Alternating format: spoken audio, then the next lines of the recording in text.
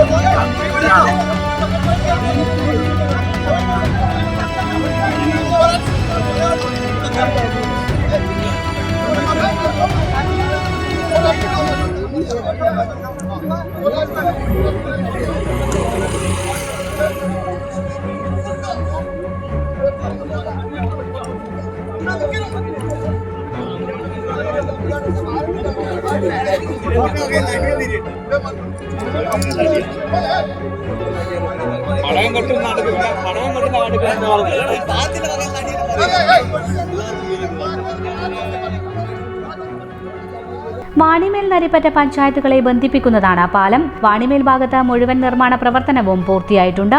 എന്നാൽ നരിപ്പറ്റ ഭാഗത്തെ approach road നിർമ്മാണം പൂർത്തിയായിട്ടില്ല. ഇതിനെതിരെ നരിപ്പറ്റ ഭാഗത്തുള്ളവർ ഉദ്ഘാടന സമയത്ത് പ്രതിഷേധ പരിപാടി സംഘടിപ്പിച്ചു. ഉദ്ഘാടനത്തോടനുബന്ധിച്ച് പടക്കം പൊട്ടിക്കാൻ നരിപ്പറ്റ ഭാഗത്തേക്ക് ചിലർ എത്തി. ഇത് പ്രതിഷേധക്കാർ തടഞ്ഞു. ഇതോടെയാണ് ഇരു കൂട്ടരും തമ്മിൽ വാക്കേറ്റവും കൂട്ടത്തല്ലുമുണ്ടായത്.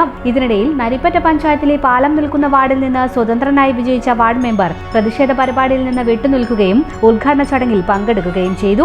4.3 കോടി രൂപ ചെലവിൽ നിർമ്മിച്ച പാലം EK വിജയൻ MLA ആണ് ഉദ്ഘാടനം ചെയ്തത്.